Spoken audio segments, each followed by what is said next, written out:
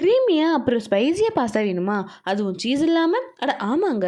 ஒரே கடாயில் தண்ணி ஊற்றி அதில் எண்ணெய் போட்டு பாஸ்தா வேக வச்சுக்கோங்க. அதேமாரி இன்னொரு கடாயில் எண்ணெய் அதில் கோதுமை மாவு போட்டு அதை நல்லா கிண்டிட்டு அதை ப்ரௌன் கலர் ஆன பிறகு பாலை ஊற்றி க்ரீமியான பதத்துக்கு மாற்றிக்கோங்க. இதில் முக்கியமான பாயிண்ட் என்ன, அது கட்டியாக இல்லாமல் நல்லா உடச்சிட்டுக்கோங்க. நம்ம ரெடி பண்ணி வச்ச அந்த க்ரீமை நம்ம இன்னொரு பாத்திரத்தில் மாற்றிட்டு அதே பாத்திரத்தில் எண்ணெய் ஊற்றி வெங்காயம் பூண்டெல்லாம் போட்டு வதக்கிக்கோங்க. வதக்கின பிறகு தக்காளியை அரைச்சி எடுத்து அதையும் சேர்த்து அப்படியே மிக்ஸ் பண்ணிக்கோங்க. மிக்ஸ் பண்ணி வச்சதில் மிளகுத்தூள், மிளகாத்தூள், அப்புறம் கியூமன் பவுடர், அதாவது சீரக பவுடரையும், அப்புறமா கோபி மஞ்சூரியன் பவுடரையும் நான் வந்து ஆட் பண்ணிக்கிட்டேன். அந்த சீரக பவுடரும் கோபி மஞ்சூரியன் பவுடரும் ஆப்ஷனல் தான், நீங்கள் அதை தேவைப்பட்டா யூஸ் பண்ணிக்கலாம்.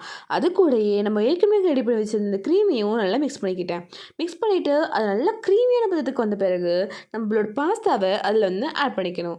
நான் இதில் எப்படி கொஞ்சம் கொஞ்சமாக பாஸ்தாவை ஆட் பண்ணுறேனோ அதேமாரி கொஞ்சம் கொஞ்சமாக மிக்ஸ் பண்ணிக்கிட்டிங்கன்னா அதுக்கும் ஈக்குவலாக ஸ்ப்ரெட் ஆகி ரொம்ப டேஸ்டான பாஸ்தாவாக ரெடி ஆகும். பார்க்கும்போது டெம்ட் ஆகுதா? அப்போ ட்ரை பண்ணி பாருங்கள். பாய்.